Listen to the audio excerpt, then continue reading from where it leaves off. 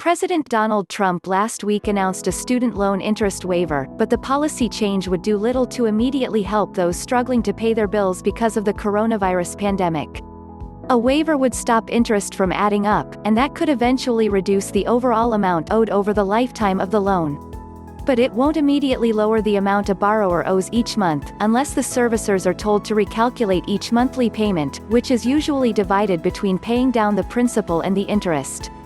For most folks, their monthly payment is not going to change, said Ashley Harrington, who leads the Center for Responsible Lending Student Loan Debt Group. That means it won't help people who have lost jobs or had hours cut back as restaurants, hotels, airlines and other businesses slow operations and begin to furlough or lay off workers. Economic hardship relief already exists, but those workers still have the option to freeze their payments by asking their servicers to put their loans in forbearance, just like any borrower already does if they are going through an economic hardship. Normally, interest continues to accrue while loan payments are deferred, but it wouldn't if Trump's waiver takes effect. That means the balance won't be larger when the borrower restarts payments than it is now. For someone with $30,000 of debt with an interest rate of 5%, for example, that means a savings of about $126 for each month the waiver is in place. Trump mentioned the student loan interest waiver Friday during a news conference on the coronavirus. "I've waived interest on all student loans held by federal government agencies, and that will be until further notice," he said. The Department of Education clarified later in the day that interest would be waived automatically and the waiver would go into effect that day, but could not say how long it would be in effect. Little information for borrowers on new rules. Borrowers have received little information on how the waiver could work since then. As of Tuesday, the department had not released any more details, and several loan servicers' websites also said they didn't have any more information. "We're working with the U.S. Department of Education to implement this change, but at this moment, we don't have any additional details on the program," read Navient's website on Tuesday.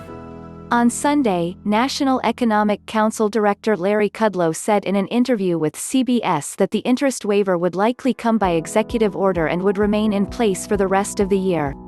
It's also possible that Congress takes up the issue in an economic stimulus package.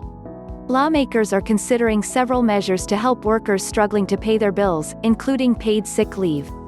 On Tuesday, Treasury Secretary Steven Mnuchin told reporters the administration will be working with Congress to send checks directly to Americans. Senate Minority Leader Chuck Schumer, a New York Democrat, has called for putting student loans in forbearance for 6 months, in other words, freezing loan payments automatically. Some Democrats, like former presidential candidate Senator Elizabeth Warren of Massachusetts, who called for wiping out most student debt as part of her campaign platform, urged Congress to include a measure to cancel student debt as part of an economic stimulus package. Options for struggling borrowers. Options already exist for borrowers who are struggling to make their monthly payments.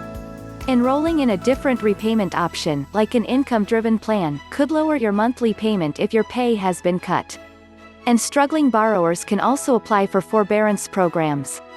Regardless of what the administration enacts, if you are having trouble paying off your loan, the most important thing is to contact your lender, said Cal Cheney, the author of the Princeton Review's guidebook, Paying for College. There are various forms of debt relief that exist without the president or Congress taking action, he added.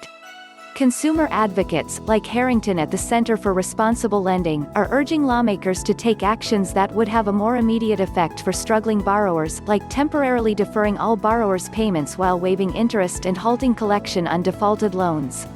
On Tuesday, the New York State Attorney General's office, which collects some debts owed to the state in the event of a settlement or lawsuit, said it would stop collection on some student and medical debts for 30 days. The action would affect roughly 165,000 people and businesses.